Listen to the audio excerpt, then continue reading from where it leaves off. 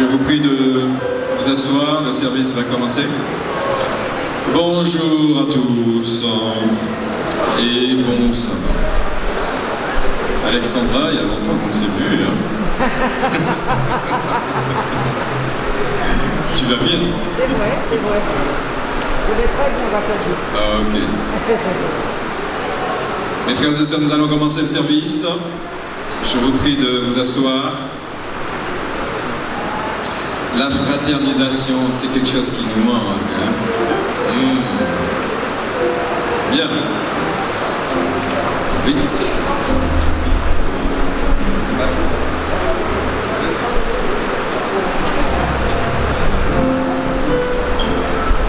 Bien, nous allons commencer. J'espère que vous avez passé une bonne semaine. J'aimerais vous souhaiter la bienvenue avec notre sœur.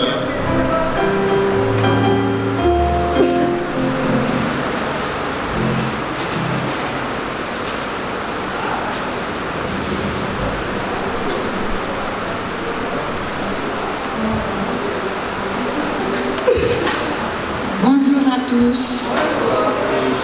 Lettre le psaume 84. Un jour dans tes parvis vaut mieux que 1000 ailleurs. Je préfère me tenir sur le seuil de ta maison. Heureux ce que tu le seuil de la maison de mon Dieu. Heureux ce que tu admets en ta présence. Nous nous rassasierons du bonheur de ta maison, car auprès de toi est la source de la vie. Ce matin, nous avons fait le bon choix, venir à la source de la vie. Je vous souhaite une chaleureuse et cordiale bienvenue dans la maison du Seigneur. Bienvenue à tous, louons et glorifions notre Dieu. Vous connaissez le chant, nous sommes contents de vous voir. Bienvenue, nous allons juste l'interpréter. Vous pouvez taper des mains comme ça. Parce que nous sommes contents. Nous sommes contents de vous voir. Bienvenue. Nous sommes contents de vous voir. Bienvenue. Nous sommes contents de vous voir. Bienvenue à notre école du sabbat. Allez, on soirée comme Maurice, tout ça. 1, 2, et nous sommes contents de bien. Nous sommes contents de vous voir. Nous sommes contents de vous voir. À notre école. Très bien. Merci. Alors, lorsqu'on va rechanter, tu vas nous faire le changement de ton. Ok? Bien, je vais vous demander de faire un exercice avec moi. Alors, moi et ceux qui sont à l'étage, nous allons dire, nous sommes contents de vous voir. Bienvenue. En 1. En 2, nous sommes contents de vous voir. Ça va être vous. Vous vous mettez debout et vous vous tournez vers ceux-là. Et en 3, ceux-là vont dire la même chose. Et à la fin, à notre école du sabbat, tout le monde. On fait un test. On va parler. D'accord? On ne chante pas, on parle. Vous êtes avec moi? Nous sommes contents de vous voir. Bien. Et il faut vous mettre debout quand vous parlez. C'est un exercice, j'ai dit. Le chant, c'est un exercice. Nous sommes contents. Mettez-vous debout comme moi, s'il vous plaît.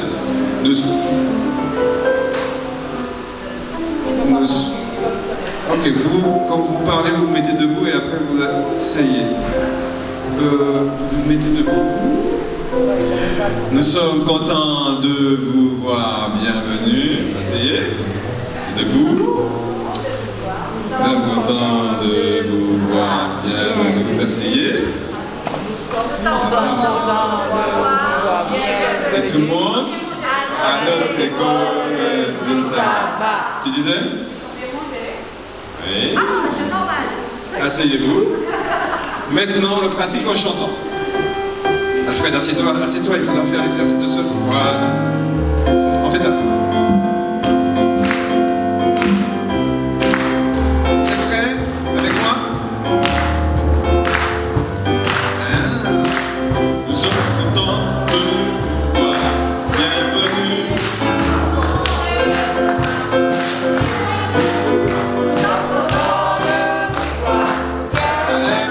À notre école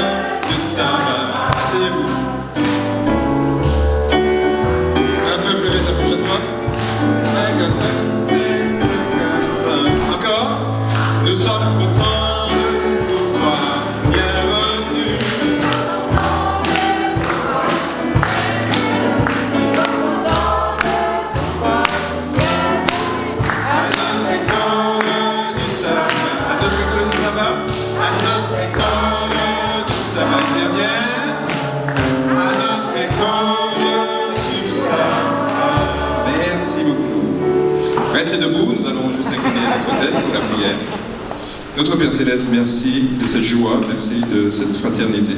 Veuille être avec nous durant cette école du sabbat et nous conduire par toi-même, par ton esprit. Amen. L'école du sabbat, premier samedi de chaque mois, a un thème qu'il partage avec ses membres, et c'est l'évangélisation. Je vous propose juste pour échanger, acte 8, verset 1. Acte 8, verset 1.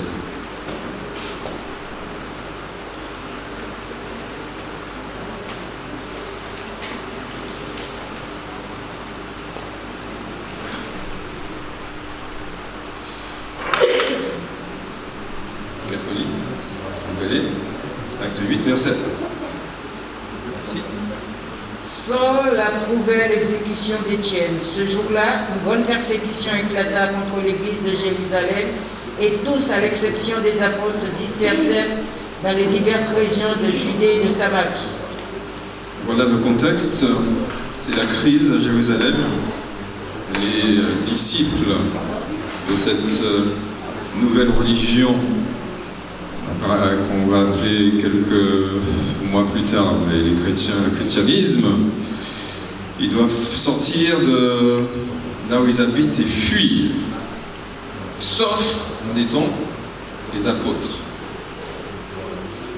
Donc voilà une situation de crise.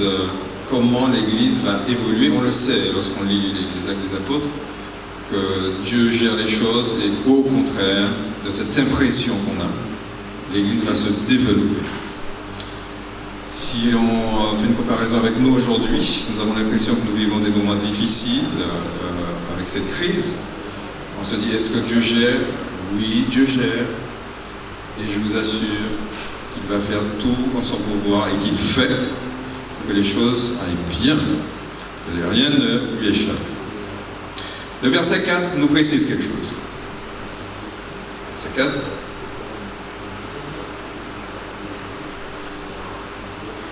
Ceux qui avaient été dispersés allaient de lieu en lieu, annonçant la bonne nouvelle de la parole. Alors, ceux qui avaient été dispersés annoncèrent la bonne nouvelle de la parole. Voilà un verset qui est intéressant. Donc tous ceux qui avaient fui Jérusalem se mettent à évangéliser. À la question, on pourrait se poser cette question, quand Jésus disait à ses disciples, aller prêcher, etc., on pouvait se poser la question, mais est-ce que c'était pas seulement à ses disciples qu'il a donné cette mission? D'ailleurs, on appelait ces disciples les apôtres, qui signifie envoyés.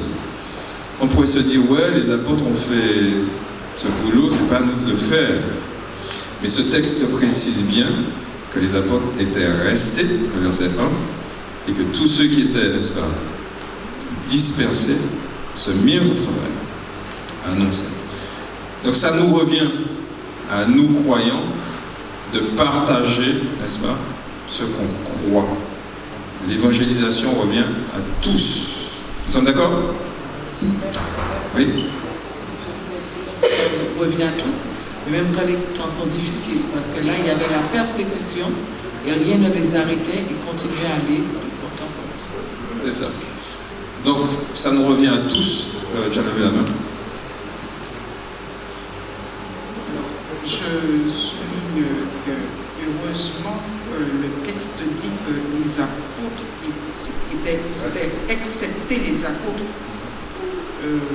Par rapport à la question qu'on pourrait se poser, par rapport à cette manière de penser, s'attendre ou s'attacher à ce que les pasteurs, ceux qu'on pense avoir le monopole ou la possibilité, Dieu a suscité cette persécution pour que la parole qu'il avait dite avant de partir allait. Et là, tout le monde s'est retrouvé avec la force, puisque c'est le Saint-Esprit qui donne. Il n'y a pas eu besoin de cours spécial. Oui, absolument. Il n'y a pas des élites, n'est-ce pas, des gens qui sont qualifiés que pour ça, etc. Le Saint-Esprit qualifie tout le monde, selon son choix, nous dit la Bible, selon ce qu'il désire. Ok? Donc, tout le monde peut évangéliser, hein? Et d'autre part, quelle que soit la situation, faisons confiance à Dieu. La suite de l'histoire montre que c'est cette situation qui a fait se développer d'une manière exponentielle l'évangile. Parce qu'ils étaient dispersés, et ça, justement, cela a fait que ça se répartit partout. On est d'accord? Maintenant, comment évangéliser? Il suffit, lorsqu'on lit les Actes des Apôtres, de raconter et de dire ce qui s'est passé. Nous croyons en un Jésus que le Père, par amour, a envoyé pour nous. Il s'est sacrifié à notre place, ressuscité il y a quelques jours, en tout cas c'est ce que les disciples disaient, monté, d'ailleurs Paul disait, oui, je l'ai vu à la droite de son Père, et il reviendra nous chercher. Voilà notre croyance jusqu'à aujourd'hui. Si nous voudrions partager cette croyance avec quelqu'un d'autre, c'est tout simplement ce qu'il faut dire. D'accord? Témoigner de notre croyance, mais aussi de ce que Dieu fait dans notre vie. Et là, ce témoignage est encore plus parlant. Ce que Dieu fait dans ma vie. Donc c'est notre relation avec Dieu, n'est-ce pas, qui va parler maintenant. Vous êtes d'accord? Et là, ça parle de manière forte. Si vous voulez conduire quelqu'un dans le droit chemin, il faut connaître le chemin. Si vous voulez présenter Jésus à quelqu'un, il faudrait déjà que vous le connaissiez. Vous êtes d'accord? Ok, donc est-ce que vous trouvez déjà là, partager sa croyance et dire ce que Dieu a fait dans votre vie, c'est quelque chose de difficile à faire? Est-ce que c'est difficile à faire? Non, on peut le faire. Donc à partir de là, vous comprenez comment les premiers chrétiens tous sont allés vers les autres, leur disant, voilà, nous croyons en ce Jésus que vous connaissiez, etc. Lui, mais il va revenir. On est d'accord? Tu as levé la main? En fait, ce que je retiens dans cette expérience, c'est qu'il ne parlait pas de doctrine. Il parlait d'un personnage, Jésus, de son incarnation, mais en détail de sa vie, de son ensevelissement, de sa mort et toute la signification que cela avait par rapport à ce que les prophètes avaient annoncé. Donc ils avaient un socle, c'était la parole de Dieu, la Bible, l'Ancien Testament qu'ils avaient, mais le personnage central, ce dont ils parlaient, c'était tout ce qui concerne Jésus selon Romains 1 et verset 4. On est d'accord. D'ailleurs, Paul le disait, tout ce qu'il connaissait, le considérait comme de la bouffe. Ce qui importait pour lui, c'est la croix, n'est-ce pas? Et à un moment, on a interpellé sur un jeune qui parlait comme Jude. Vous savez, Jude a l'éloquence. Apollos, il s'appelle. Non, c'est taquine. Et on lui a dit, ah ouais, l'église est partagée, ceux qui sont pour Apollos, c'est pour toi. Qu'est-ce qu'il a répondu? Écoutez, non, j'arrive dans quelques jours, moi je parle avec qu'est-ce qu'il a dit déjà? Il a dit, je parle... Ah, c'est quoi l'histoire? Vous connaissez pas? Bon, on va chercher, vous allez trouver. Alors, Paul disait, avec la puissance de l'évangile, quelque chose comme ça. Je vais parler avec la puissance de l'évangile. Paul ne se basait pas sur ses connaissances, voilà ce que je voulais dire, pour évangéliser. Il disait, ok, quelqu'un peut avoir de l'éloquence, ok, il n'y a pas de souci, mais moi je parle avec la puissance de l'évangile de la croix. Ok, comment pratiquement pourrait-on évangéliser? Vous avez quelqu'un, vous connaissez un voisin, quelqu'un de votre famille, un collègue, avec à partager ce que vous croyez. D'accord?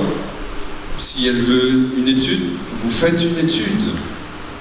Si vous avez besoin d'aide, vous venez voir et l'Église pourra répondre à vos besoins. Ceux qui peuvent donner des études pourront, n'est-ce pas, vous aider. Si vous côtoyez quelqu'un qui a besoin d'une aide alimentaire, vous répondez d'abord à ce besoin. Si vous avez besoin, si vous êtes débordé, Vous venez, vous contactez un diacre, par exemple Alfred, vous lui dites « Ah voilà, il y a quelqu'un qui a besoin d'aide, est-ce que tu peux nous aider ?» etc. Vous savez, les diacres sont au service de l'Église. L'Église se doit d'aider, n'est-ce pas, cette personne. Si cette personne, si vous côtoyez quelqu'un, cette personne a besoin d'argent, vous aidez cette personne. Si vous êtes débordé, vous n'avez pas assez, contactez des responsables de l'Église. L'Église se doit, n'est-ce pas? C'est comme ça que fonctionnait l'Église. Est-ce que c'est possible de faire ça? Absolument. Est-ce que vous êtes prêts à le faire? Vas-y. C'est-à-dire? Oui, on aide comme on peut aider, n'est-ce pas? Et si on est débordé, on contacte l'Église, et l'Église peut, n'est-ce pas, prendre le relais. On est là pour ça, oui. Aujourd'hui, il n'y a pas seulement l'aide au niveau des vêtements alimentaires ou autres. Des fois, les gens ont besoin d'une présence ou d'une oreille aussi. Et de cette raison que souvent on doit demander à Dieu que nous soyons son instrument. Parce que des fois, on constate qu'on croit qu'on a perdu du temps. En écoutant quelqu'un, en discutant avec quelqu'un, à la fin, la personne nous dit j'avais besoin de ça, j'avais besoin de parler. Des fois, notre temps aussi, en donnant notre temps, c'est déjà aussi évangéliser. Absolument. Et là, on touche un point intéressant, c'est les visites. Il faut qu'on se visite pour prendre des nouvelles, etc. Donc c'est très important. Mais tout cela, vous voyez que ce n'est pas des choses compliquées. Il faudrait qu'on le fasse. Les appels téléphoniques aussi. Les appels téléphoniques, voilà un moyen de rentrer en contact avec les gens. Oui. Des fois, on peut ne pas avoir connaissance du besoin, et c'est le Saint-Esprit qui nous fait découvrir le besoin. Parce qu'il ne s'agit pas d'aller porter ce qu'on veut aux gens, qui peuvent être choqués aussi. Donc Dieu nous donne le tact pour aller vers ceux qui sont dans le besoin. Très bien. Et j'aimerais juste ajouter, quand vous faites partie de l'Église, le Saint-Esprit nous équipe de dons. Vous avez des capacités à faire certaines choses. Je vous assure, c'est vrai. Je pense que tout le monde ici a eu cette expérience qui est là encore. Mais une chose qui est aussi vraie, c'est lorsque vous n'utilisez pas ces dons, ça périclite. Vous perdez, n'est-ce pas, cette capacité. Et même au niveau de la foi c'est un don. Lorsqu'on n'applique pas la foi, on commence à devenir des chrétiens légers en foi. La foi, c'est comme la prière. Notre Père céleste, que ta volonté soit faite sur la terre comme au ciel. C'est-à-dire qu'on demande à Dieu d'être comme il est au ciel, à côté de nous. Dire ça, ça veut dire que c'est estimer que Dieu est là. Là maintenant. Dans votre travail, vous discutez avec quelqu'un, il est là. Vous comprenez? C'est avoir cette réalité de la présence de Dieu. Vous comprenez? Et ça, c'est la foi. Tout le temps, savoir qu'il est là. Voilà. Mais si on ne s'exerce pas dans cette foi, on peut la perdre. Donc même en matière de foi, on peut perdre ce don-là. Donc si nous avons un don, vous connaissez Dorcas dans la Bible. Elle aimait aider les gens. Donc c'était ça, elle s'est adonnée à cela. Elle le faisait. Si votre don, c'est d'accueillir les gens, de sourire, quand vous me voyez le samedi, vous me souriez, faites-le. Vous comprenez? Si vous savez, vous avez une possibilité, une capacité à faire quelque chose au service de l'Église, faites-le, n'hésitez pas. Et il y a un verset, il me semble que je l'ai noté, et je vais terminer par là.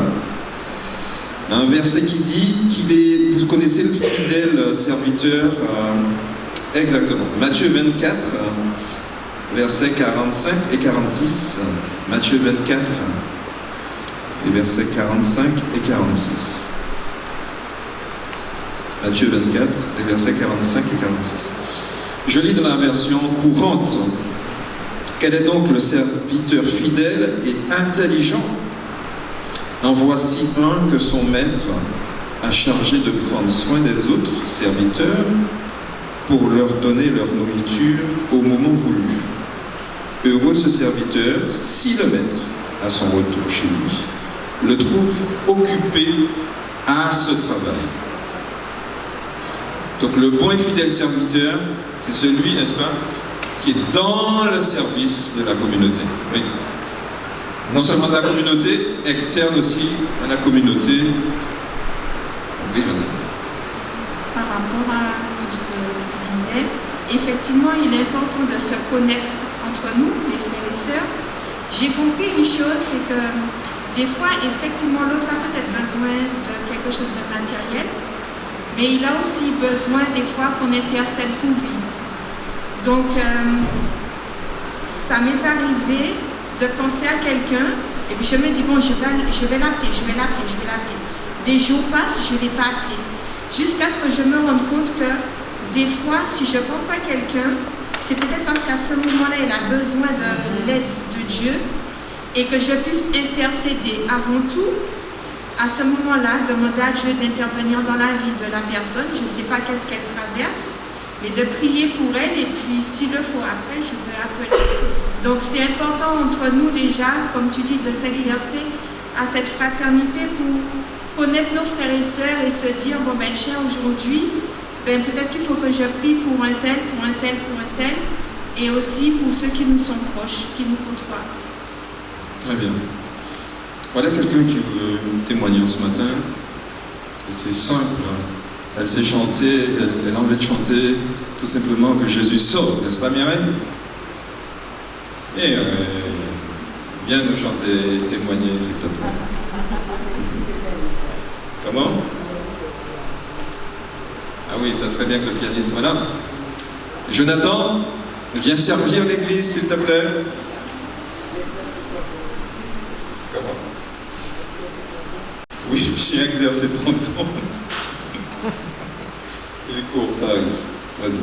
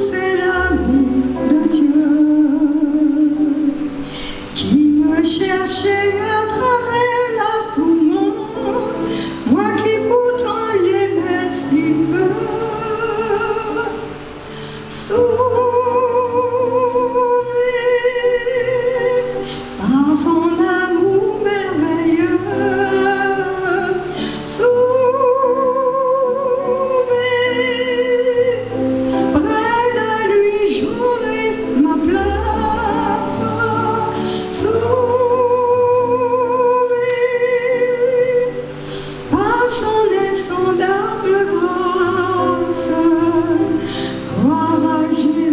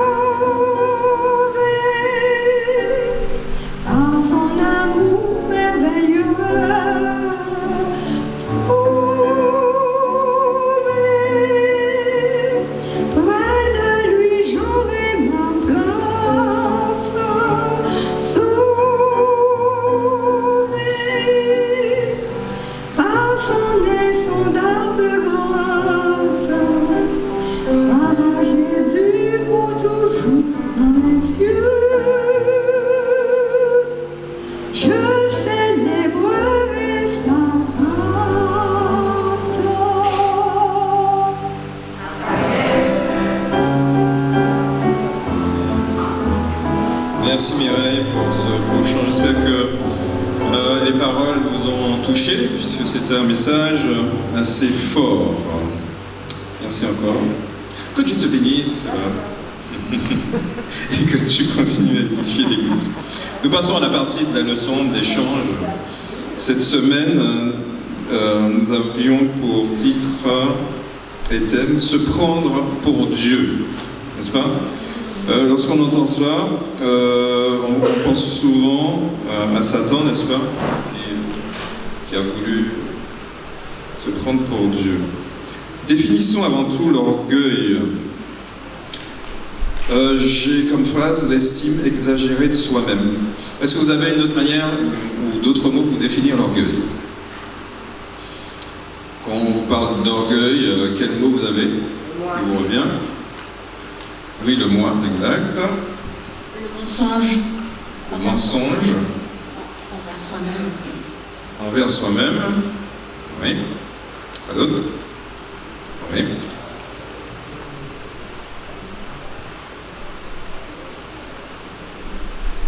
La vanité, être hautain. La vanité. Quelqu'un d'autre ? L'orgueil. Oui. Se placer au-dessus des autres. Passer au-dessus des autres. Absolument. Quelqu'un d'autre ? Oui.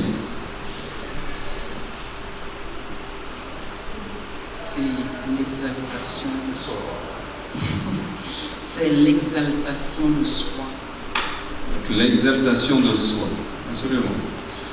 Ce sont de bonnes définitions. J'avais ajouté un besoin de se mesurer à l'autre, un besoin de rabaisser aussi l'autre.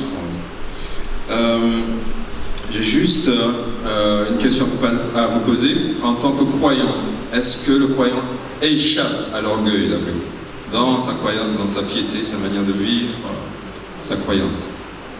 Est-ce que vous pensez que ça dépend? Soit plus explicite ou pas. Est-ce que vous pensez que le chrétien échappe à l'orgueil? Est-ce que vous pouvez donner des exemples, soit de la Bible ou de votre pensée, cette manière de... Oui? Nous savons tous que Madame White a été une servante de Dieu. Et ce dont elle a demandé à Dieu expressément de la préserver, c'est de l'orgueil. Et Dieu lui a répondu que chaque fois qu'elle aurait tendance elle aurait à se trouver face à cette situation, et qu'il ferait qu'elle soit malade. Donc c'est une chose que nous devrions demander à Dieu, de nous préserver de l'orgueil, car il ferme la porte d'entrée à Dieu. Ok. Dans la Bible, Jésus a donné quelques avertissements à quelques élites de la société juive au niveau des croyants. Ils appelaient des hypocrites. C'était ceux qui paradaient, n'est-ce pas, une certaine humilité en public. C'était comme nous avec nos masques. C'est-à-dire qu'en les voyant, en voyant leur comportement, on imaginait qu'ils étaient des humbles, des gens qui développaient une relation certaine avec Dieu. Et fondamentalement, ce n'était pas le cas. Jésus même allait très très loin en les estimant comme des hypocrites. Vous connaissez tombeau blanchi, par exemple. Les paroles étaient assez dures, mais reflétaient une certaine réalité. Est-ce que vous avez d'autres passages de la Bible où Dieu nous met en garde, même si nous sommes croyants, à éviter cet orgueil-là? En fait, il y a l'histoire de David, qui est l'homme au cœur de Dieu. On nous montre qu'il était le roi, il s'était tellement enorgueilli qu'il pensait qu'il pouvait avoir même la femme d'un autre. Donc ça nous montre que même l'homme au cœur de Dieu, il a fauté de par son orgueil. Absolument. J'aimerais faire quand même la différence entre l'orgueil et être orgueilleux, puisque l'orgueil fait partie de la nature humaine, et être orgueilleux, eh bien, c'est cultiver l'orgueil dans notre cœur. plus explicite. Être orgueilleux donc est différent de l'orgueil. Être orgueilleux, c'est faire preuve d'orgueil. Oui, effectivement. Alors, ce que je veux dire, c'est que nous avons, dans la nature pécheresse, nous avons cette tendance à être orgueilleux, nous avons l'orgueil, mais à partir du moment, c'est comme dit l'apôtre Paul, je lutte contre ma propre chair, d'accord? Je lutte contre tous ces mauvais penchants. Et c'est pour cela que nous devons toujours prier, demander à Dieu son Esprit Saint, lui demander de revêtir sa nature, de pouvoir refléter par les fruits de l'Esprit que nous puissions cultiver et refléter tous ces traits de caractère, ces valeurs que Dieu nous demande d'avoir. Très bien. Pour moi, l'orgueil, en fait partie de cet héritage que nous avons eu de nos pères et qui est en nous, en fait. Et comment se manifeste l'orgueil en moi aujourd'hui? C'est chaque fois que je pars pour faire quelque chose et que j'oublie de demander à Dieu d'agir en moi. Ça veut dire en fait que je me sens tout à fait capable par moi-même de réaliser ce que j'ai en projet ou ce qui m'est demandé. Et donc j'y vais par moi-même et j'oublie. Et en fait, cet oubli, quelque part, il est déjà en nous. Et c'est là où j'essaie de rester prudent et de dire non, de moi-même, je ne peux pas y arriver si ce n'est Dieu qui me conduit. Oui. Un verset, c'est dans Apocalypse 3, verset 17, qui dit « Parce que tu dis, je suis riche, je me suis enrichi et je n'ai besoin de rien. Et parce que tu ne sais pas que tu es malheureux, misérable, pauvre, aveugle et nu. » Absolument. Absolument. Voilà des versets, c'est dit clairement. D'ailleurs, Jean dit que l'orgueil, la vanité, etc., ce sont des portes d'entrée, n'est-ce pas, pour le malin. Et nous devons faire très... J'arrive.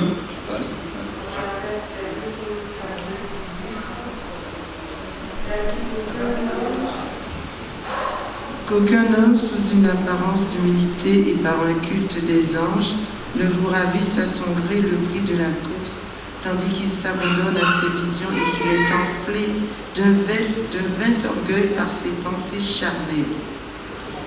Donc c'est des choses, n'est-ce pas, qui existaient déjà dans l'Église naissante et que l'apôtre nous recommande d'éviter. Chantal, et on va avancer. C'est juste une question que je pose. Tu as dit que l'orgueil, est-ce que ça fait référence à Satan et il a voulu prendre la place de Dieu? Ma question, est-ce que c'est un état passé ou est-ce que ça se poursuit? Est-ce que la guerre dans laquelle nous nous trouvons est jusqu'à la fin du temps, là où nous sommes? Est-ce que c'est pas ça? Et quels sont les artifices qu'il va mettre, enfin les stratégies qu'il va mettre en place? Parce que si on nous dit qu'il voulait prendre la place de Dieu, est-ce que ça s'est estompé? S'il n'est plus orgueilleux? Alors, la chose c'est que la Bible dit qu'il s'est élevé à cause de son orgueil. Ça peut être quelque chose, juste une information. Et puis bon, on est dans la guerre. Mais est-ce que ce but, il le poursuit? C'est-à-dire prendre la place de Dieu, et comment va-t-il réaliser ça? Tu as un élément de réponse? Non, je Ok. Donc sa question est très claire. Est-ce que c'est un caractère que finalement Satan a développé, qu'il l'a toujours? Est-ce que cet orgueil toujours le motive, pousse dans ses actions? Avez-vous un élément de réponse? Dans la guerre dans laquelle nous sommes. Absolument. On continue. Il faut quand même ajouter. Ah oui.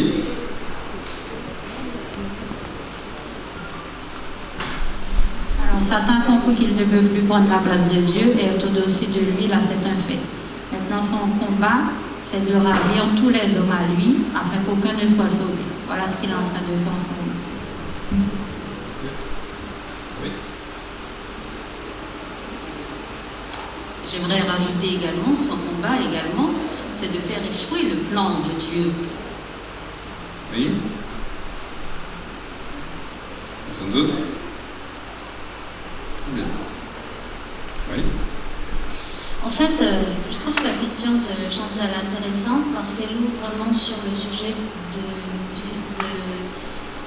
le fait du mécanisme du péché qui reste toujours le même au péché originel. Quand on regarde le mécanisme du péché aujourd'hui, on ne peut que le constater, le phénomène d'orgueil, la perversité qu'il y a dans le péché, un peu de vrai, un peu de faux, beaucoup de faux.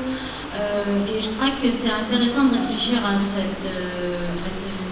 fait, depuis le péché originel et surtout la nécessité de connaître sa Bible pour pouvoir avoir les armes de l'Éternel pour combattre ces péchés qui sont autour de nous. Aujourd'hui on parle de l'orgueil, mais il y en a d'autres en fait. Donc je trouve que c'est vraiment intéressant d'avoir cette pensée-là au sujet du péché originel et surtout des mécanismes du péché.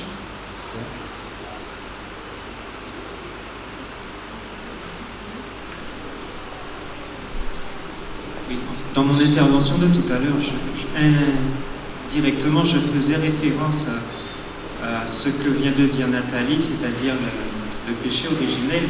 Et je veux citer le verset qui est dans Genèse 3, verset 6. La femme vit que l'arbre était bon à manger et agréable à la vue. Mesdames, pardonnez-moi, c'est la Bible. Et qu'il était précieux pour ouvrir l'intelligence. Donc je vois en fait qu'il y a ce point. Il était précieux pour ouvrir l'intelligence. Donc quelque part, le péché a mis en nous cette volonté de connaître, d'intelligence par nous-mêmes. Voilà. Donc je vous rappelle, oui, je disais tout à l'heure que Jean, en fait, avait classé en 3 grandes catégories, l'orgueil, la vie, la vanité, j'oublie l'autre. Ce sont des portes d'entrée, n'est-ce pas? Donc les choses n'ont pas changé. Et oui, et ce sont des portes d'entrée du malin. Et c'est Dieu, n'est-ce pas, qui va combattre pour nous. Et nous devrions, n'est-ce pas, avoir en nous le Saint-Esprit et nous armer pour qu'il fuit loin de nous, en fait, le malin. Un peu pour aller dans le même sens que Patrick, non seulement ce désir d'intelligence est entré en nous, mais de manière démesurée, mais pas cette intelligence donnée par Dieu, mais une intelligence qui vient de nous-mêmes. On désire devenir si intelligent que l'on le serait plus que Dieu. Et c'est là où l'orgueil prend toute sa place. C'est que on ne désire pas simplement que Dieu nous rend intelligents, on désire des fois d'être plus que Dieu. Et c'est là que tout le bas blesse, et c'est ce que Satan enseignait dès le péché. Et c'est encore ce que l'on cultive, et que cultive encore le pouvoir, certaines politiques, etc., de devenir toujours plus que Dieu sans passer par Dieu. Très bien. On va lire Ésaïe 28.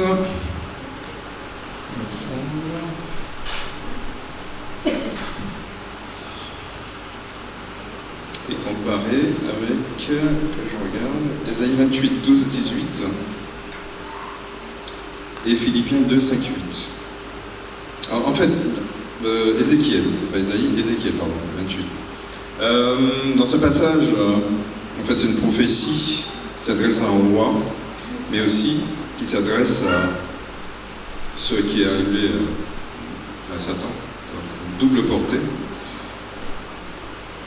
Comment? 3. Troisième. 3 minutes, ok. Alors, rapidement, Ézéchiel 28, il voudrait lire 12, 18. Et Philippiens 2, 5, 8. Oui. Comment? Ésaïe 14 aussi, mais il y a Ézéchiel 28. Alors Ézéchiel 28, il y a 2 passages qui traitent à peu près du même sujet. Je préfère ceux. Fils de l'homme, prononce une complainte sur le roi de Tyr. Tu lui diras, ainsi par le Seigneur l'Éternel, tu mettais le sceau à la perfection, tu étais plein de sagesse, parfait en beauté. Tu étais en Éden, le jardin de Dieu, tu étais couvert de toute espèce de pierres précieuses, de sardoine, de topaze, de diamant, de chrysolite, d'onyx, de jaspe, de saphir, d'escarbouche, boucle, d'émeraude et d'or. Tes tambourins et tes flûtes étaient à ton service, préparés pour le jour où tu fus créé. Jusqu'à... Continue. Tu étais un chérubin protecteur aux ailes déployées. Je t'avais placé et tu étais sur la 7 montagne de Dieu. Tu marchais au milieu des pierres étincelantes. Tu as été intègre dans tes voies depuis le jour où tu fus créé jusqu'à celui où l'iniquité a été trouvée chez toi. Par la grandeur de ton commerce, tu as été rempli de violence et tu as péché. Je te précipite de la montagne de Dieu et je te fais disparaître, chérubin protecteur du milieu des pierres. Ton cœur s'est élevé à cause de ta beauté. Tu as corrompu ta sagesse par ton éclat. Je te jette par terre, je te livre en spectacle au roi. Par la multitude de tes iniquités, par l'injustice de ton commerce, tu as profané tes sanctuaires. Je fais sortir du milieu de toi un feu qui te dévore. Je te réduis en cendres sur la terre aux yeux de tous ceux qui te regardent. Quelqu'un voudrait lire Philippiens 2 ? Philippiens 2, 5, combien je dis ? 5 à 8 ? Ce sera le dernier verset. Philippiens 2, 5, 8. Tu l'as ? Que votre attitude soit identique à celle de Jésus-Christ, lui qui est de condition divine. Il n'a pas regardé son égalité avec Dieu comme un butin à préserver, mais il s'est dépouillé lui-même en prenant une condition de serviteur, en devenant semblable aux êtres humains. Reconnu comme un simple homme, il s'est humilié lui-même en faisant preuve d'obéissance jusqu'à la mort, même la mort sur la croix. Voilà une opposition entre 2 caractères. L'orgueil, ton cœur a été élevé, on voit le sens vertical, on veut en tout cas monter, et l'humilité qu'a fait preuve Jésus, il était équivalent, n'est-ce pas, égal, dit une autre version, à Dieu, et il met de côté, juste pour un moment, sa divinité, pour revêtir l'humanité, pour descendre à notre niveau. Donc voilà l'humilité. Donc mon souhait, en tout cas, oui.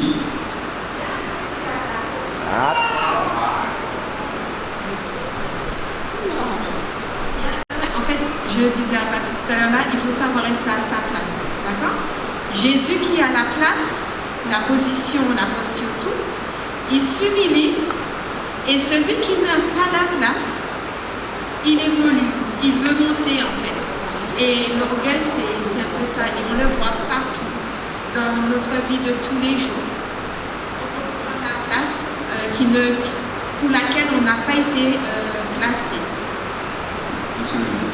En tout cas, j'aimerais terminer avec, dans cette conclusion, la méditation sur la vie de Jésus, son parcours, laissant le ciel et venir à notre niveau pour nous sauver, est un très très très bon remède contre l'orgueil.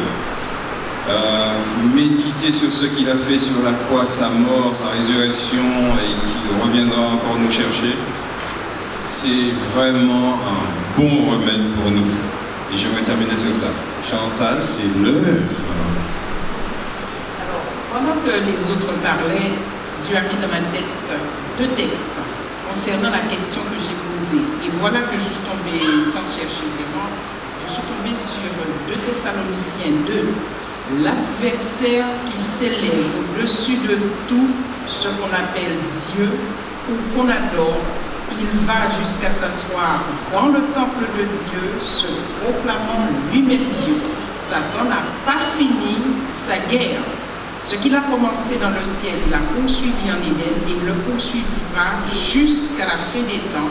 Et la stratégie qu'il abordera se trouve dans Apocalypse 13, à partir du verset 11 et 18. Je dis spécifiquement à la fin des temps, mais tout est organisé et nous ne devrions jamais comprendre que c'est fini. Ce n'est que lorsqu'il sera brûlé que tout sera terminé. Absolument. Le verset disait qu'il y a un feu, tu as mis un feu, n'est-ce pas, en lui qui va le brûler.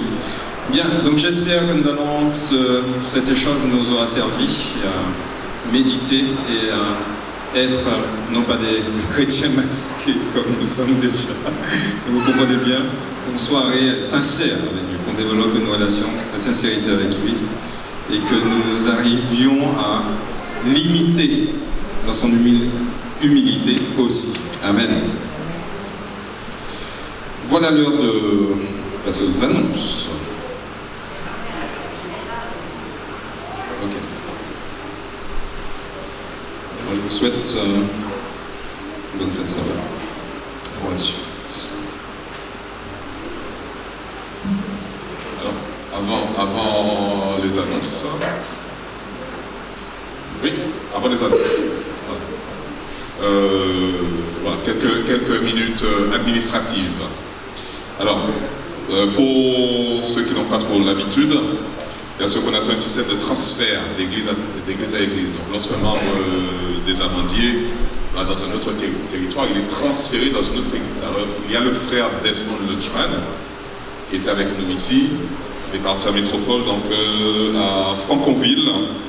Et donc, il désire se joindre à l'église de Franconville. Donc, si vous le voulez bien, nous allons écrire l'aide de recommandation à cette église pour l'accueillir en tant que membre afin qu'il jouisse pleinement de ses droits. Donc vous notez ce nom et la semaine prochaine je reviendrai vers vous pour voter ce nom. Nous avons également quelques nominations à vous proposer pour quelques ministères qui n'ont pas été pourvus pour cette année. Alors pour le ministère en faveur de la santé, nous vous proposons donc que la sœur Solange Vallier soit responsable. Donc Solange Vallier, responsable du ministère de la Santé. Ensuite, Ursula Sommer en tant que trésorière adjointe. Et Meriba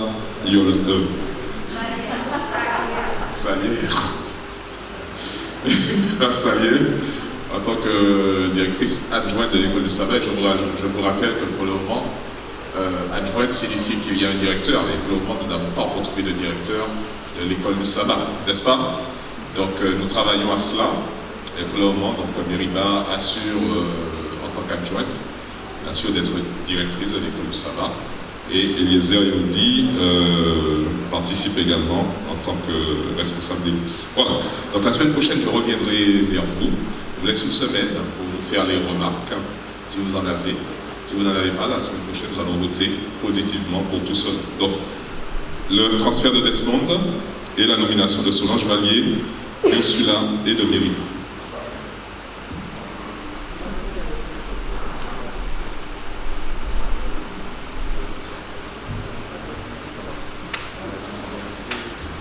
Bonjour à tous, soyez attentifs aux annonces. Annonce de la mission, administration, convocation. Les assemblées générales de la mission et de la FACSAD se tiendront le jeudi 18 février 2021 à 8h à l'église de Salem, chemin Mort Coco, 97354 Rémière-Montjoly. Nous remercions les délégués qui feront déjà des arrangements pour y participer. Votre présence est indispensable. Restons vigilants et mobilisés dans la lutte contre la transmission de la Covid-19. Continuons à appliquer le protocole sanitaire dans nos églises et partout où nous nous trouvons. En tant que chrétiens, nous annonçons le royaume de Dieu, mais nous contribuons aussi au bien-être de la société. Délices de la vie.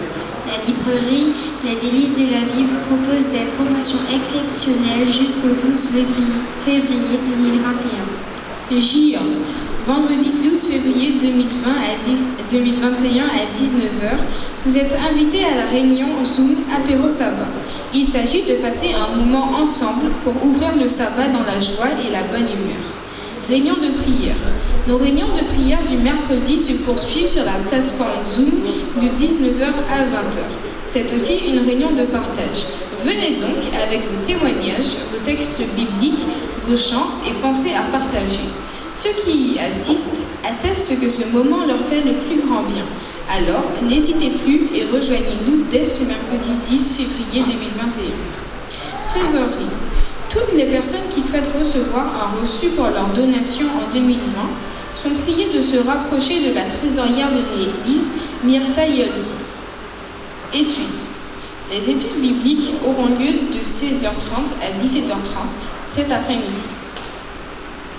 Remercions de votre écoute et nous vous souhaitons un bon sabbat.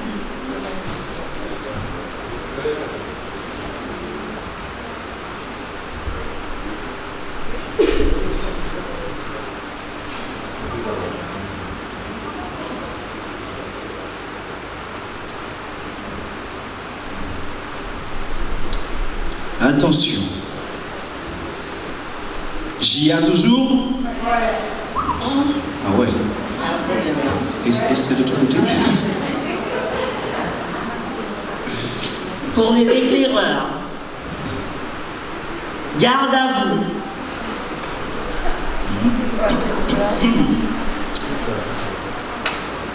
Je vais réessayer. Je t'en prie. Attention. J'y a toujours? Il y en a deux de plus. Ok. Reposez-vous et vous asseyez. Vous pouvez vous asseoir. Savez-vous qu'est-ce qui va bientôt arriver ici? Qu'est-ce que nous allons avoir comme programme? Oui. La semaine de prière des JA du 13 au 20 février 2021. Pour ceux qui sont sur le groupe WhatsApp des JA, vous avez déjà vu cette affiche. Pour ceux qui ne le sont pas ou qui souhaiteraient faire partie de ce groupe, ou ne serait-ce que pour avoir les différentes informations des jeunes et de l'Église, nous vous invitons à vous rapprocher de nous pour que nous puissions vous inscrire sur ce groupe. Tout à fait.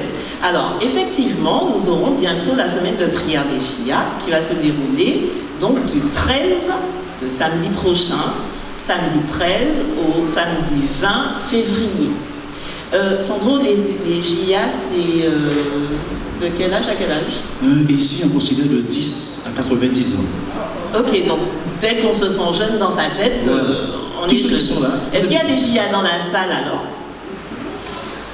Normalement, il faudrait voir tout vous. Okay. Alors, on va prendre la question. Est-ce qu'il y a des JA dans la salle? Merci. Donc, vendredi prochain, vendredi 12, pour certains d'entre vous connaissent déjà, nous avons le programme que nous appelons Apéro Sabbat. Est-ce que vous connaissez l'Apéro Sabbat? Non, vous savez, oui, ok, pour certains, vous savez à quoi ça correspond.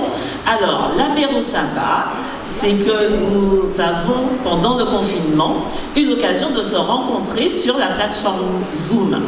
Et donc, chacun de son côté, devant son écran, en famille ou seul, avait son thé, sa boisson chaude ou son jus, etc. Et on ouvrait le sabbat ensemble. On a décidé donc de renouveler l'expérience parce que ça nous faisait plaisir de nous rencontrer même si nous étions devant nos écrans. Et donc vendredi prochain, à quelle heure? 19h. À 19h, donc nous aurons de nouveau notre apéro sabbat. N'oubliez pas de préparer vos verres, vos tasses pour ce moment de rencontre, ainsi que vos Bibles, pour que nous puissions passer un moment d'ouverture du sabbat ensemble. Ensuite, samedi, comme nous avons dit, la semaine de prière par les jeunes. Donc samedi, ce matin, tout le programme sera présenté par des jeunes. Nous aurons la semaine de prière qui sera aussi différente que l'habitude par rapport au confinement. Donc vous êtes tous invités à aller sur YouTube, sur le Zoom de l'UAGF, où nous serons en partenariat avec la Guadeloupe et la Martinique. À quelle heure? Alors, pour la Guyane, c'est à 20h. Donc, à 20h, nous nous connectons pour pouvoir être avec ceux de la Guadeloupe et de la Martinique et de la Guyane, donc tous ceux qui veulent participer. On a aussi des intervenants de la Guyane qui vont y participer et qui vont présenter notre programme. Et Sabbat 20, nous aurons aussi une rencontre dans l'après-midi sur Zoom avec l'UAGF. Voilà, tout à fait. Mais nous avons quand même une petite chose que nous voudrions ajouter ici pour nos amandiers avec toute l'Église. C'est une semaine de prière. Donc, qui dit semaine de prière, nous voudrions mettre en place des binômes de prière. D'accord? Des binômes de prière qui seront faits par vous. Vous irez vers quelqu'un, un membre de l'Église, surtout pas un membre de la famille, d'accord? Mais quelqu'un d'autre. Et vous allez créer pour l'occasion, pour la semaine, un binôme de prière. Donc, alors, ce binôme de prière, comme ça on l'a précisé, on va essayer de le choisir dans la famille. On va donc s'accorder avec cette personne pour s'appeler à 1h de la journée, tous les jours. On va échanger et puis prier pour un sujet qui nous tient à cœur. Donc, soit on décide de prier l'un pour l'autre, soit on choisit un sujet qui est commun et on prie ensemble. Et à la fin de la semaine, on va demander à certains binômes de venir pour dire ce qui s'est passé, comment ils ont vécu la semaine de prière et également nous raconter leur expérience et certainement les miracles que Dieu aura effectués durant ce moment. Pourquoi pas, de quelle manière vous avez réussi à vous joindre pour pouvoir prier, SMS, WhatsApp, Visio, Zoom, peu importe les réseaux sociaux, ou parce que vous pourrez prier ensemble en vous voyant, en prenant rendez-vous, vous voyant, ou par téléphone. Voilà. D'accord, donc si on résume, nos rendez-vous sont premièrement vendredi prochain. Vendredi soir. À quelle heure? À 19h. Sabbat matin. Ici. Oui, samedi ici. Pendant la semaine. À partir de 20h chaque soir. Tout à fait. Sur le Zoom, le YouTube de l'UAGF ou sur Zoom. Et Sabbat 20 ici à l'église et le Sabbat dans l'après-midi aussi, le Sabbat 20 sur Zoom. Voilà. En gros, c'est le résumé de la semaine que nous allons bientôt passer. Il faut préciser, Sandro, que l'on demande aux JIA de se mettre en tenue des JIA pour samedi prochain et aux éclaireurs également d'être en tenue. D'accord? Donc JIA et éclaireurs, vous êtes tous attendus. Premièrement, vendredi, samedi prochain, en uniforme, JIA et éclaireurs. Nous vous remercions. Merci.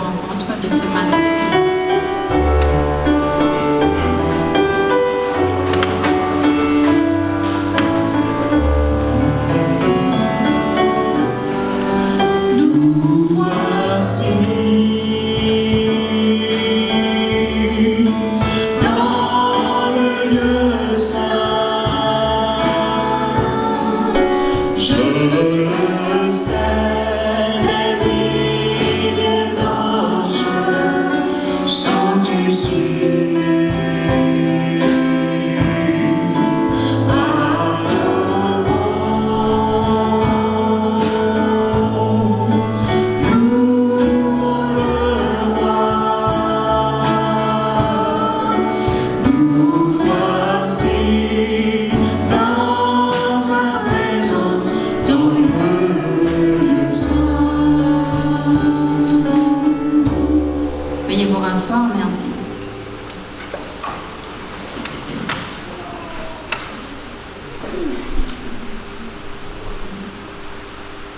Soyons certains que notre Dieu est parmi nous en cet instant. Il nous demande juste de déposer à ses pieds nos fardeaux et lui, il fera le reste. Il cassera le joug et portera lui-même nos fardeaux, faisant lui confiance car ses promesses sont certaines. Il y a une douce harmonie dans le sanctuaire. Il y a un calme dans cette atmosphère. Nous avons tous des problèmes, tous des moments tristes, des maussades dans nos vies. Interprétons ce chant ce matin comme une prière où nous demandons à notre Dieu de nous aider, de nous fortifier, de nous protéger. Déposons à ses pieds en ce moment tous nos fardeaux, parce que nous sommes convaincus que Dieu est là. Il est parmi nous ensemble.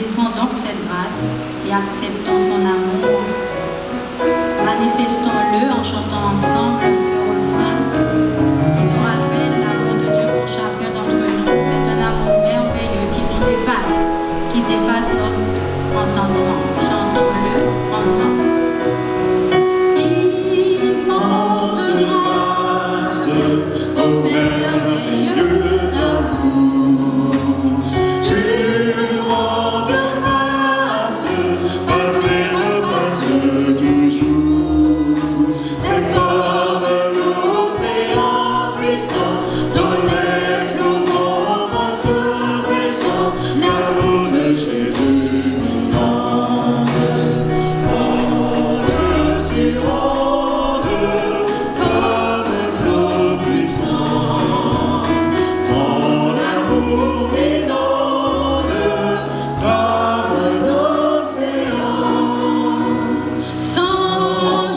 l'orchestre. La suite.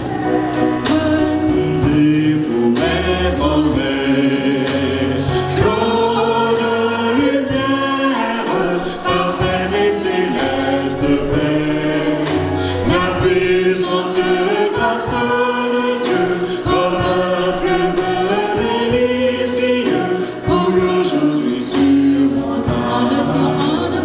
Onde sur onde, comme un flot puissant, ton amour inonde, Troisième strophe. comme un océan, quand l'enfer gronde, cherchant à m'ébranler. La grâce abonde, je marche sans plus trembler. De Golgotha le flot vainqueur coule sans cesse sur mon cœur, le remplissant de sa gloire. Onde sur onde, comme un flot puissant, ton amour m'inonde comme un océan. C'est l'océan. C'est l'océan de ton amour, oh Jésus qui m'inonde. C'est l'océan de ton amour qui coule nuit et jour. Onde sur onde. Onde sur onde, comme un flot puissant, ton amour inonde comme un océan. Cette fois-ci, je vais vous demander de vous tenir debout et chantons ensemble les paroles du cantique 397.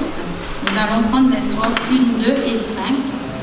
Ce chant nous rappelle que nous ne sommes que passagers sur cette terre et que bientôt nous nous en irons vers le pays que Dieu nous a préparé.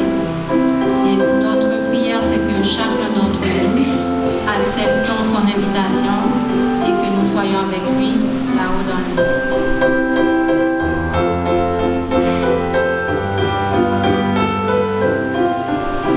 Étranger sur la terre, je marche avec bonheur vers la maison du Père, vers la demeure où m'attend le Seigneur. Vers la maison du Père, vers la demeure où m'attend le Seigneur. Où grand sera de face à face, pour toujours près de toi, je te verrai, mon roi. C'est la joie et les femmes que parmi le sursaut. J'aurai place à sa table pour le banquet des noces de l'agneau. J'aurai place à sa table pour le banquet des noces de l'agneau. Ô grand sera que face à face, pour toujours près de toi, je te verrai. Ainsi plein d'allégresse, Ainsi plein d'allégresse, conduit par ton amour, je veux marcher sans cesse pour sauver ton divin séjour. Je veux marcher sans cesse pour sauver ton divin séjour. ensemble, pour qu'on se rase, Ô grand sera de face à face, pour toujours près de toi, je te verrai. oh, qu'on se rase, que face à face, Ô grand sera que face à face, pour toujours près de toi, je te verrai, mon roi.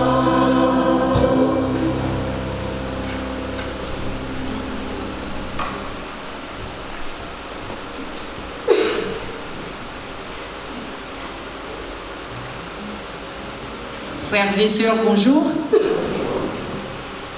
Bon sabbat à vous. Louez l'Éternel, invoquez son nom. Faites connaître parmi les peuples ses hauts faits. Chantez, chantez en son honneur. Parlez de toutes ses merveilles. Glorifiez-vous de son saint nom. Que le cœur de ceux qui cherchent l'Éternel se réjouisse. Ayez recours à l'Éternel et à son appui. Cherchez continuellement sa face. Souvenez-vous des prodiges qu'il a faits, de ses miracles et des jugements de sa bouche. Amen.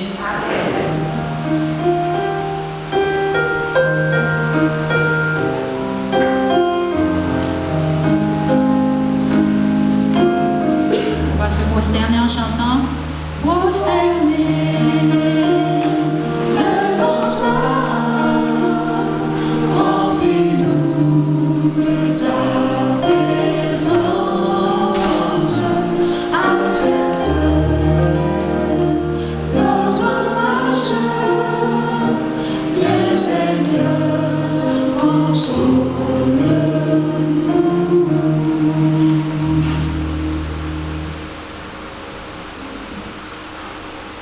Éternel, notre Seigneur et notre Dieu, à toi soit l'honneur, louange et gloire au siècle des siècles. Devant toi, Seigneur, nous voici prosternés, et nous venons le cœur humble et contrit devant toi. Tu nous as précédés en ce lieu, tu nous as appelés, c'est par ta grâce que nous sommes rassemblés ici en ce matin. Et notre cœur est rempli de joie d'être en ta présence. Daigne, Seigneur, recevoir notre offrande. Daigne, Seigneur, recevoir notre confession, reconnaissant que devant toi nous ne sommes pas dignes. C'est pourquoi nous venons te confesser nos fautes, nos péchés, tout ce que nous avons pu commettre qui n'était pas digne devant tes yeux.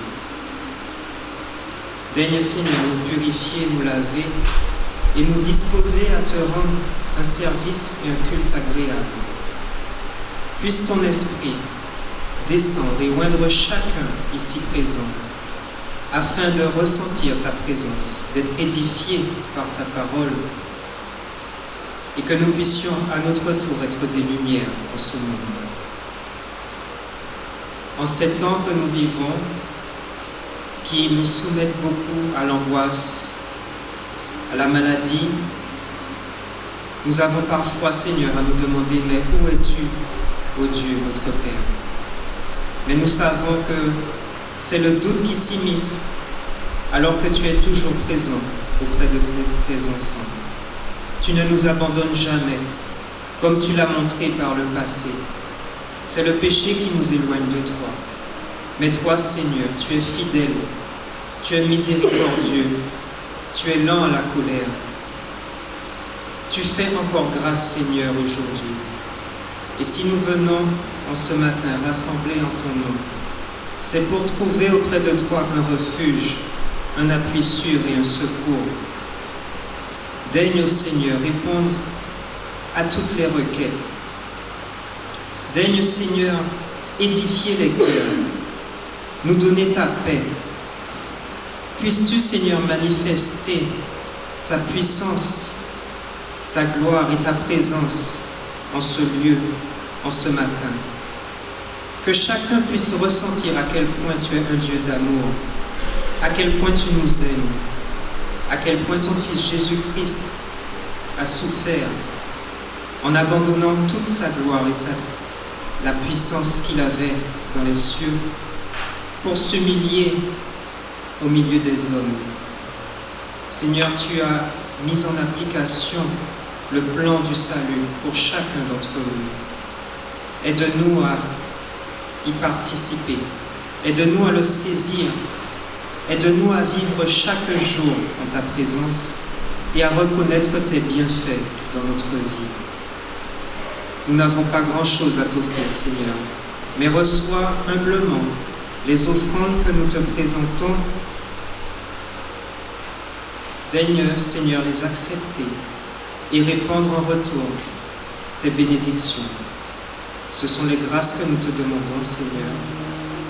Accompagne ton serviteur par ton esprit et que chacun puisse être édifié de ta parole. Nous t'en prions dans le nom de Jésus-Christ et pour ta gloire. Amen.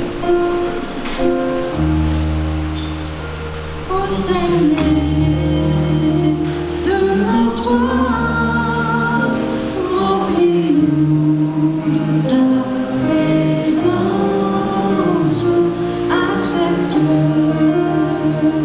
notre marche, viens Seigneur, console-nous.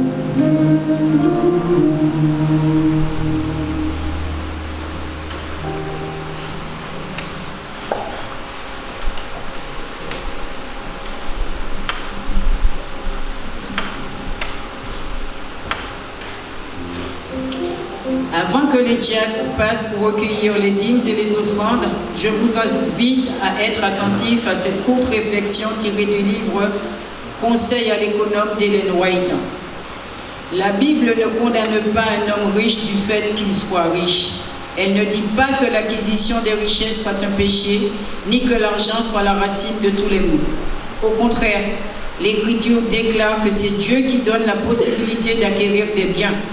Et cette faculté représente un talent précieux lorsqu'il est consacré à Dieu et utilisé pour faire progresser sa cause. Conseil à l'économe, page 144. Amen.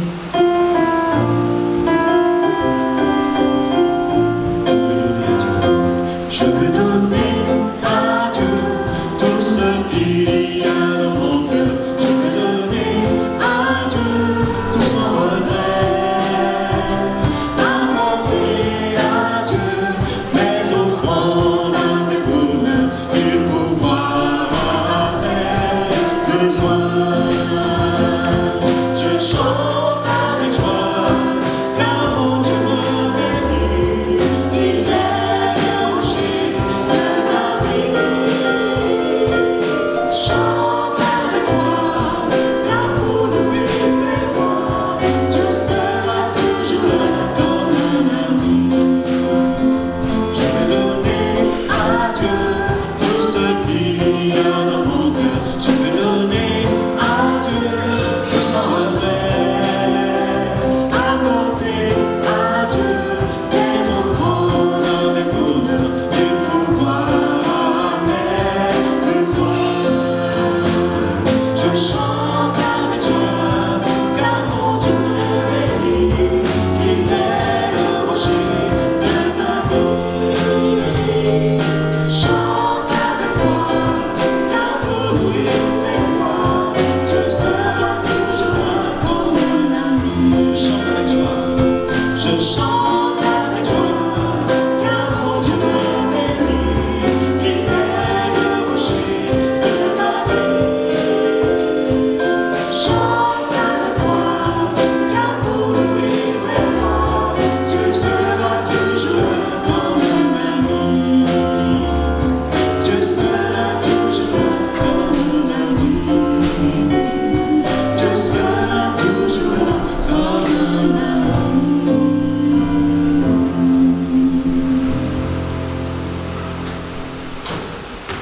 Est-ce que vous savez pourquoi je souris? Non. Parce que je vous regardais tout à l'heure. Pendant la louange, pendant le chant, j'ai vu plusieurs personnes qui vivaient le chant physiquement. Alors si on devait faire un concours, je crois qu'Elisabeth aurait gagné. Ensuite, ça aurait été Guylaine là-bas. Puis il y en a qui fermaient les yeux, pareil, qui se balançaient. Il y en avait d'autres qui le faisaient beaucoup plus discrètement. Il y en avait qui tapaient des mains comme ça, qui tapaient même le dos du bébé. Voilà, mais en tout cas, c'était merveilleux à voir, vous voir chanter avec votre corps. Parce que le corps également, Dieu nous l'a donné pour que nous puissions exprimer notre joie et notre reconnaissance envers lui, n'est-ce pas? Alors, continuez, et tous ceux qui n'ont pas trop bougé, n'hésitez certainement pas à joindre le mouvement à votre sentiment de joie. Voilà, bien. Donc voilà pourquoi je souris. Ce matin, je vous invite à passer un petit moment de réflexion autour d'un thème que j'ai intitulé « Suivre Jésus ». Voilà, c'est un thème un peu classique, n'est-ce pas? Suivre Jésus, c'est l'appel que nous avons reçu quand on devient chrétien. Tout simplement, on répond à l'appel de suivre Jésus. Ok? Alors, dans les évangiles, on raconte plusieurs histoires, l'histoire de plusieurs personnes qui suivaient Jésus. Certaines de ces personnes suivaient Jésus par conviction, ils étaient convaincus là qu'il y avait quelque chose. D'autres, simplement par curiosité, ils allaient voir, et puis bon, Jésus se déplaçait, ils suivaient. D'autres, par intérêt, il y avait un intérêt, ils recherchaient un intérêt. Et puis d'autres encore, ils suivaient Jésus simplement pour l'espionner, et puis pour pouvoir rapporter toutes les paroles de Jésus aux pharisiens pour qu'on le prenne au piège. D'accord? Est-ce que vous suivez Jésus? Comment suivez-vous Jésus? Donc, c'est un petit peu cette réflexion sur nos motivations à suivre Jésus. Qu'est-ce qui nous motive à suivre Jésus? On va réfléchir à partir d'un texte, d'un épisode de la vie de Jésus qu'on trouve dans Jean 6, verset 2. Je vous invite à chercher Jean 6, verset 2.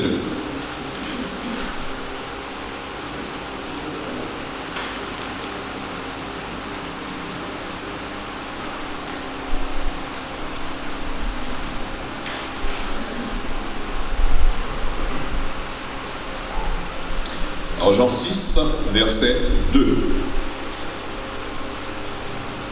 Une grande foule le suivait parce qu'elle voyait les miracles qu'il opérait sur les malades.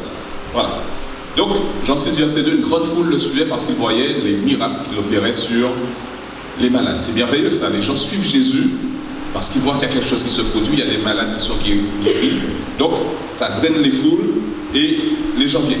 Alors, le miracle, comme étant un élément déclencheur pour suivre Jésus. Alors, c'est vrai, hein, dans les évangiles aussi, on raconte plusieurs épisodes où des personnes ont suivi Jésus à cause des miracles. Par exemple, Nicodème, quand il est venu voir Jésus de nuit, il dit, mais les miracles que tu fais là, personne ne pourrait les faire s'il ne venait pas de Dieu. Donc, toi, tu viens de Dieu, tu es vraiment quelqu'un qui vient de Dieu. L'apôtre Pierre, par exemple, il tombe en adoration devant Jésus et décide à ce moment de manière définitive de le suivre quand Jésus réalise le miracle de la pêche miraculeuse. Et puis il y avait des personnes également qui suivaient Jésus pour voir ces miracles, mais pour voir les effets du miracle. Par exemple, certaines personnes ont voulu voir le ressuscité, Lazare. Imaginez le premier homme ressuscité, là, vivant parmi nous. Voilà, et les gens voulaient voir cela. Et puis, d'autres encore, quand ils voyaient ces miracles, ils suivaient Jésus parce qu'ils voulaient eux aussi bénéficier des miracles que Jésus pouvait faire pour eux. Donc voilà déjà quelques motivations qui sont mises en avant. Alors, et nous, est-ce que nous voudrions bénéficier, voir les miracles de Jésus? Est-ce que vous n'auriez pas aimé voir les miracles de Jésus dans votre vie? Ou même dans l'Église? Ben oui, je pense que c'est tout à fait légitime de vouloir voir cette puissance de Jésus à l'œuvre dans notre vie personnelle, dans notre famille ou dans l'Église. Par exemple, il y a plusieurs personnes dans cette salle, je le sais, qui ont commencé à suivre Jésus parce qu'il y a eu un miracle dans leur vie. Et ces personnes pourraient le témoigner. Et puis il y a d'autres personnes dans cette salle aussi qui attendent de suivre Jésus parce que Jésus n'a pas encore fait le miracle dans leur vie. Donc vous voyez, il y a de tout. Alors, on poursuit dans ce texte-là, dans ce texte de Jean 6, on va raconter juste après un miracle particulier qui est le miracle de la multiplication des pains. Vous vous souvenez, Jésus a nourri avec très peu de pain une foule de plusieurs milliers d'individus. Il a multiplié le pain. Et les gens, ils ont été rassasiés. Alors, voyons ce qui se passe juste à la fin de ce miracle, au verset 14. Juste quand le miracle a été fait, que les gens ont bien mangé. Qu'est-ce qui se passe? Alors, ces gens, ayant vu le miracle que Jésus avait fait, disaient, celui-ci est vraiment le prophète qui doit venir dans le monde. Cette expression, le prophète qui doit venir, est tirée de Deutéronome, où Moïse annonçait au peuple d'Israël que Dieu va susciter un prophète semblable à lui. Ça veut dire qu'il annonçait qu'il y aurait eu un Messie, quelqu'un de grand qui viendrait pour guider le peuple. Alors, ces gens-là, quand ils ont mangé et bu et qu'ils ont vu Jésus réaliser ce miracle, tout de suite ils se souviennent de ça et disent, mais c'est Jésus qui est en fait ce prophète qui doit venir, c'est lui qui est le Messie. Alors, est-ce que ça c'est intéressant ça? Est-ce que c'est intéressant? Non? Jésus fait un miracle et enfin la foule le reconnaît comme étant le Messie. C'est génial. Il a gagné finalement parce qu'il voudrait qu'on le reconnaisse comme Messie. Alors mais regardons un petit peu comment Jésus il va réagir. Verset 15. Verset 15, Jésus, sachant qu'ils allaient venir pour l'enlever, pour le faire roi, se retira de nouveau sur la montagne, lui seul. Alors là, je ne comprends plus Jésus. Jésus vient, il souffre d'abord au début de son ministère parce qu'il y a de l'opposition. Là, aujourd'hui, on le reconnaît comme le Messie. Et puis finalement, il abandonne tout le monde, il s'en va. La foule voudrait faire de lui un roi. Pourquoi est-ce que Jésus refuse de devenir le roi de cette foule alors que ça aurait été beaucoup plus simple pour lui pour continuer sa mission? Enfin, ça c'est ce que nous pouvons dire avec notre regard humain. Alors, verset 26, regardons pourquoi est-ce que Jésus avait refusé. Alors, entre le verset 15 que nous venons de lire et le verset 26, il y a quelques événements qui se produisent. La foule est dispersée par Jésus, les disciples ils vont sur le lac, il y a la tempête, et puis quelques temps plus tard, le lendemain, en fait, la foule a fait le tour du lac et a retrouvé Jésus.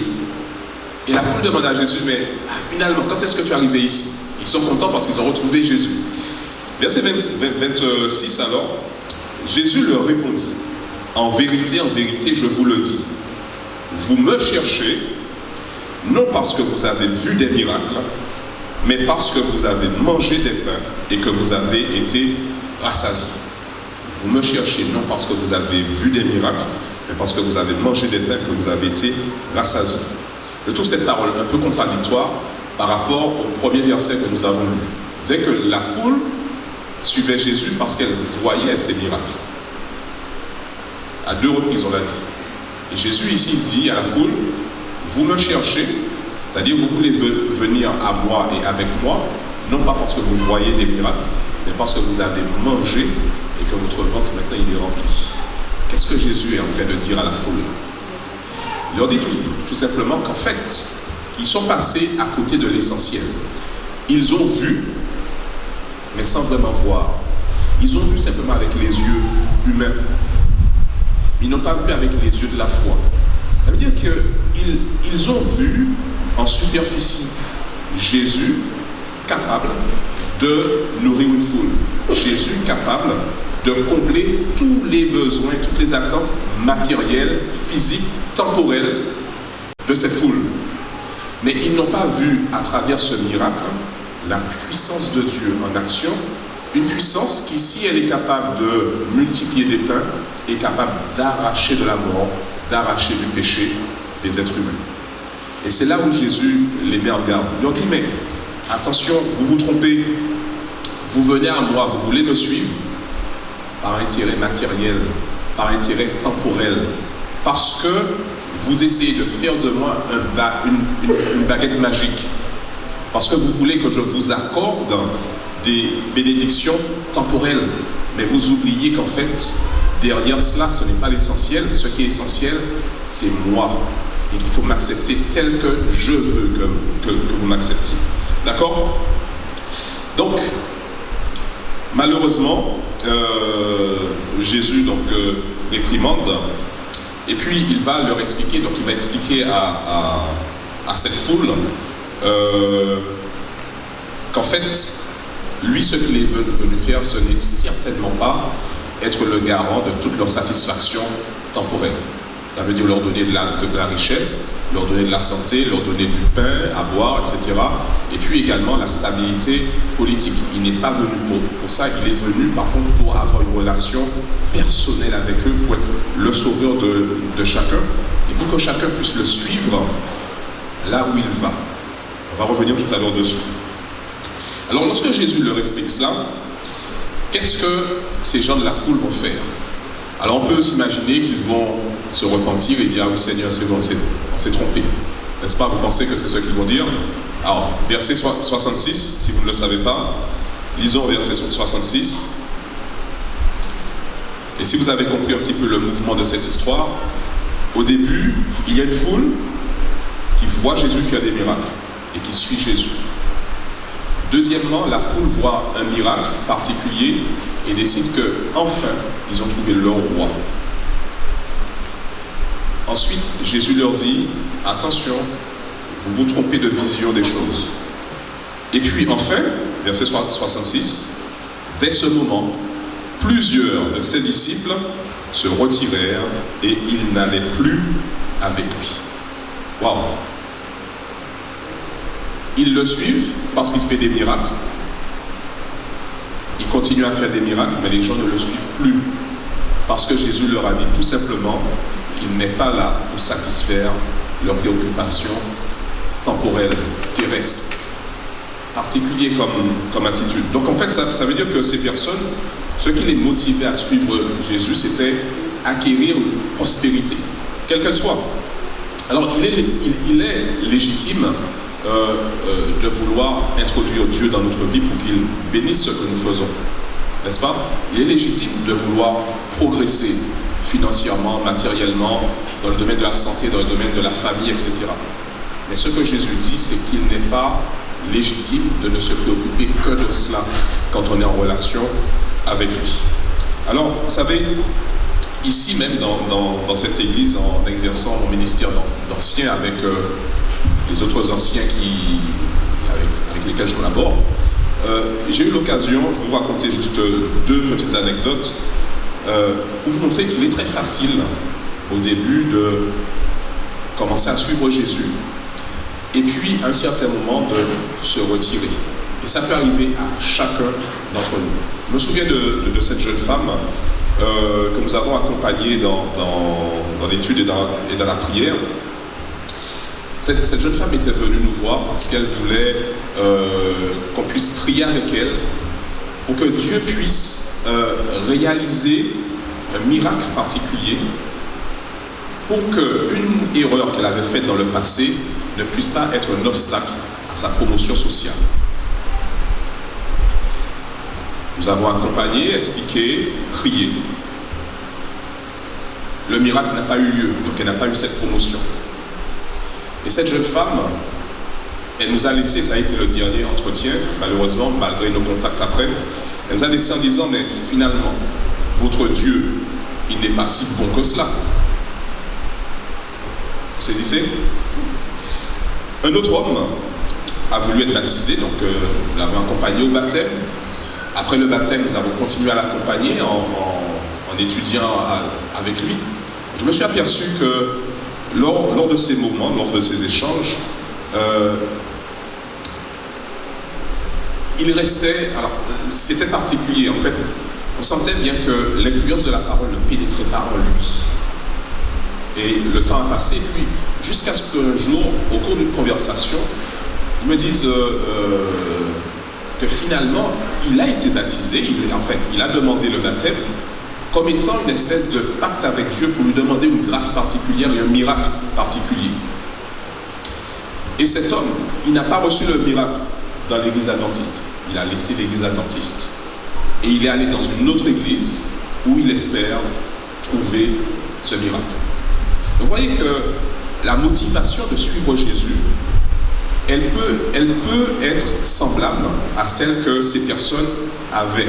Et nous pouvons être à tout moment dans cette façon de voir Jésus et de voir ses miracles. Nous suivons Jésus souvent, quand tout va bien, nous acceptons de le suivre et nous reconnaissons que c'est lui qui nous bénit, qui nous donne la santé, qui nous donne une famille, qui nous donne des biens, qui nous donne, etc. Et nous le suivons, nous témoignons. Mais quand parfois les choses vont moins bien et que nous sentons que nous sommes en train de perdre pied, parfois il arrive qu'on ait envie de laisser Jésus parce qu'on se demande, mais finalement, il n'est pas avec moi, ou alors les miracles qui se faisaient, est-ce que c'était vraiment lui? D'accord?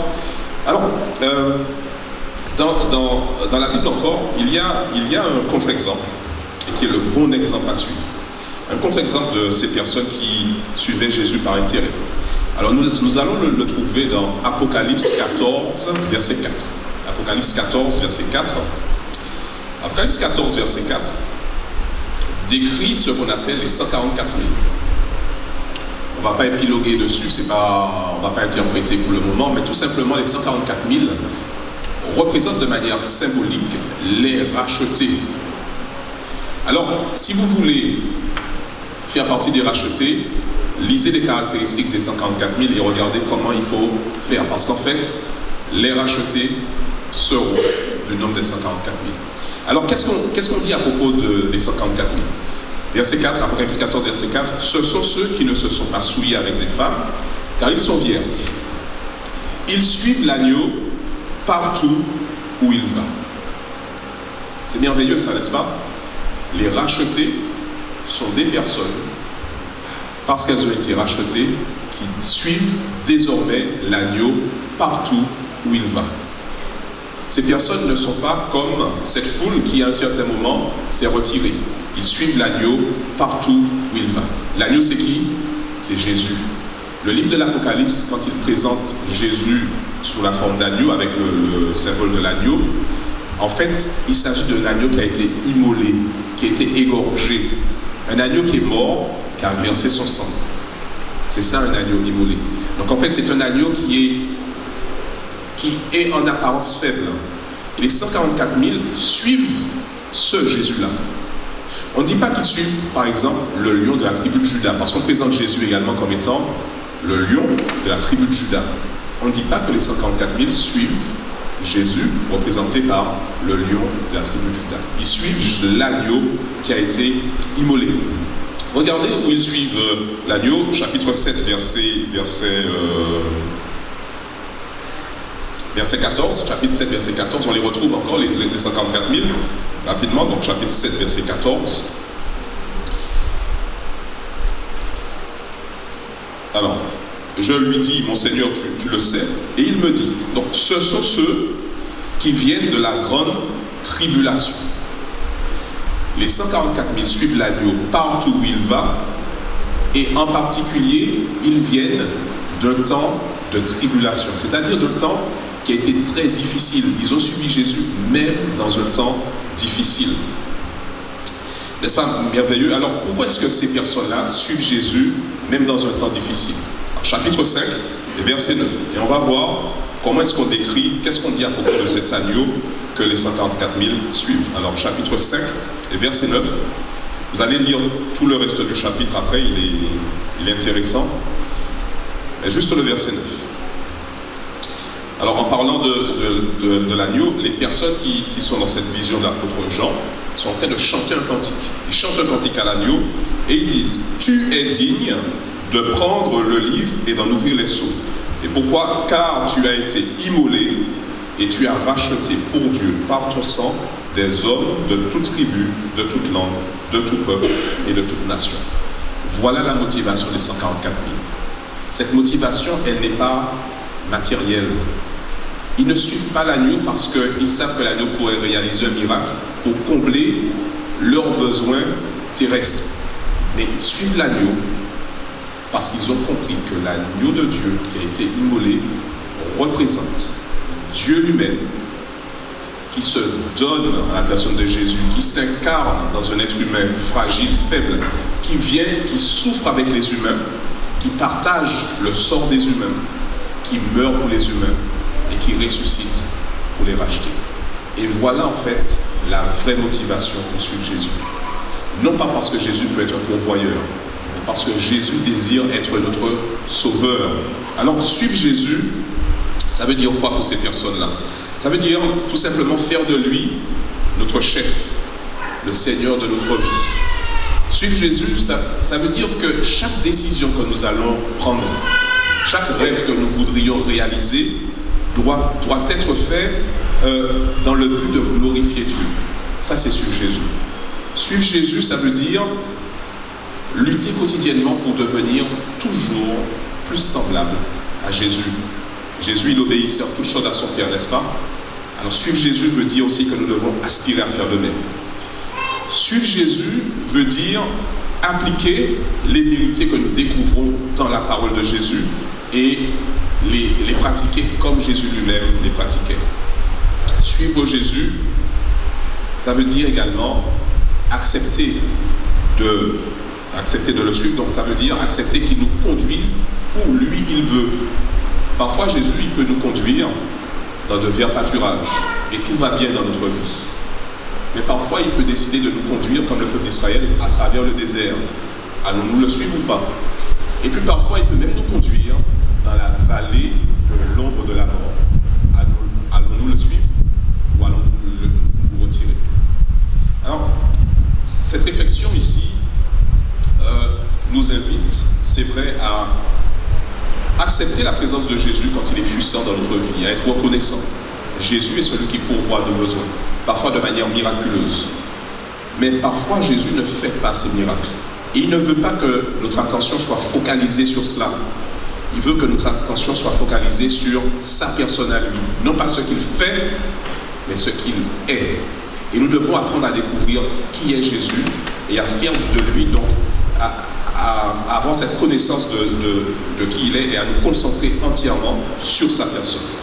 Donc, Jésus, c'est tout simplement ce Dieu aimant. Il désire que nous le suivons par amour.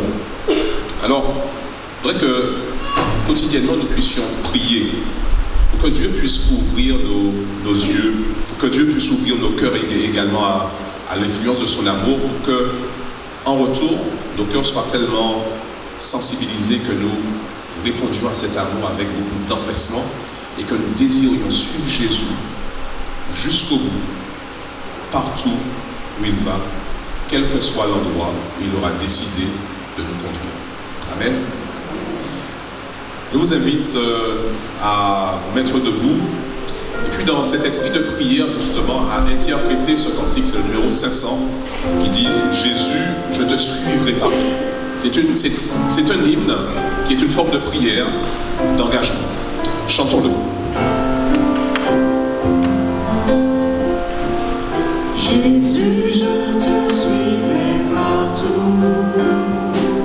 Jésus, je te suivrai partout. Soit dans la tristesse, soit dans la détresse. Jésus, je te suivrai partout. Jésus, je te suivrai toujours. Jésus, je te suivrai toujours. Si l'épreuve abonde, ta peine profonde, Jésus, je te suivrai toujours. Je te suivrai dès aujourd'hui. Je te suivrai dès aujourd'hui. Mon âme affranchie vivra de ta vie. Je te suivrai dès aujourd'hui. Je te suivrai jusqu'au bout. Je te suivrai jusqu'au bout. Si pour moi tu m'aimes, Seigneur, si tu m'aimes, je te suivrai jusqu'au bout. Seigneur, je vois dans cette église cette foule qui te suit. Certains ont décidé vraiment de te suivre jusqu'au bout. D'autres encore, dans cette église, hésitent à se déclarer pour toi et à vouloir vraiment vivre une vie de disciple. D'autres encore se sont éloignés. Nous avons perdu plusieurs de nos frères et sœurs et nous te prions pour eux également. Mais tendre Père, je te demande ce matin que ce chant que nous avons chanté soit un engagement. Encore une fois, nous nous engageons. Mais veuille permettre que ce soit le dernier engagement définitif et que nous désirions te suivre jusqu'au bout et pouvoir être du nombre de ces 144 000 qui vont t'acclamer, qui vont vivre l'éternité en ta présence. Que ton assemblée soit bénie ce matin. Que ta puissance soit révélée dans la vie de chacun. Non pas peut-être comme nous le voudrions, mais comme toi, tu l'auras décidé dans ta sagesse, sachant que tu es capable de nous tenir fermes, quelles que soient les circonstances. Nous te prions, tendre Père, au nom de Jésus, et que la gloire te revienne. Amen. Juste avant de tenir le chant, nous voudrions vous rappeler, à cause de la pluie, nous invitons pour la sortie à ceux qui sont sur le dernier banc de sortir premièrement, et on fera mesure jusqu'au premier banc. Merci.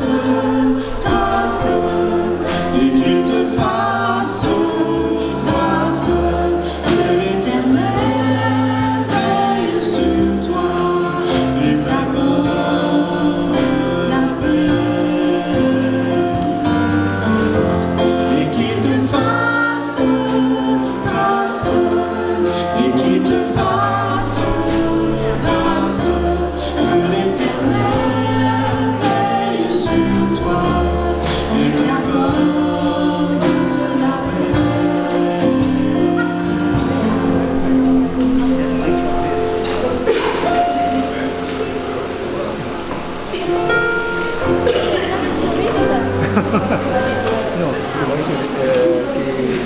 essaie di fare